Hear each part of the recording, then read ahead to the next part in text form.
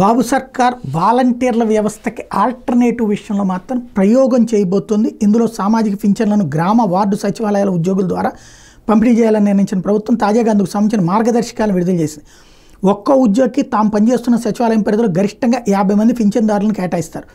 సచివాలయ ఉద్యోగులు సరిపడా లేకపోతే స్థానికంగా పనిచేసే ఇతర ప్రభుత్వ ఉద్యోగుల సేవలను పింఛన్ల పంపిణీ కోసం వినియోగించుకుంటారు. ఈ మేరకు ఆయా జిల్లాల కలెక్టర్ చర్యలు చేపట్టాలని పింఛన్ల పంపిణీకి సంబంధించిన పంచాయతీరాజ్ గ్రామీణాభివృద్ధి శాఖ ముఖ్య కార్యదర్శి శశిభూషణ్ కుమార్ ఆర్డర్స్ ఇచ్చారు.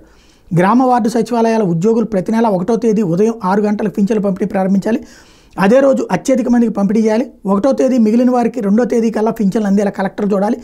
లబ్ధిదారులకు ఆధార్, బయోమెట్రిక్, ముఖ గుర్తింపు, IRIS తదితర విధానాల్లో పింఛన్లు పంపిణీ చేయాలి. ఎయిడ్స్ రోగులతో పాటు దివ్యాంగుల కేటగిరీలో పింఛన్ పొందుతూ వివిధ ప్రాంతాల్లో చదువుకునే వారికి DBT విధానంలో బ్యాంక్ ఖాతాలో పింఛన్ డబ్బులు జమ చేస్తారు. ప్రస్తుతం ప్రతి నెల 3,000 రూపాయలు చొప్పున 11 కేటగిరీ లబ్ధిదారులకు ఇస్తున్న పింఛన్ 4,000కు పెంచారు. గత 3 నెలల నుంచి పింఛన్ల పెంపు వర్తిస్తుంది. అందువల్ల జూలై పింఛన్తో బకాయిలు కలిపి 7,000 చొప్పున పంపిణీ చేస్తారు.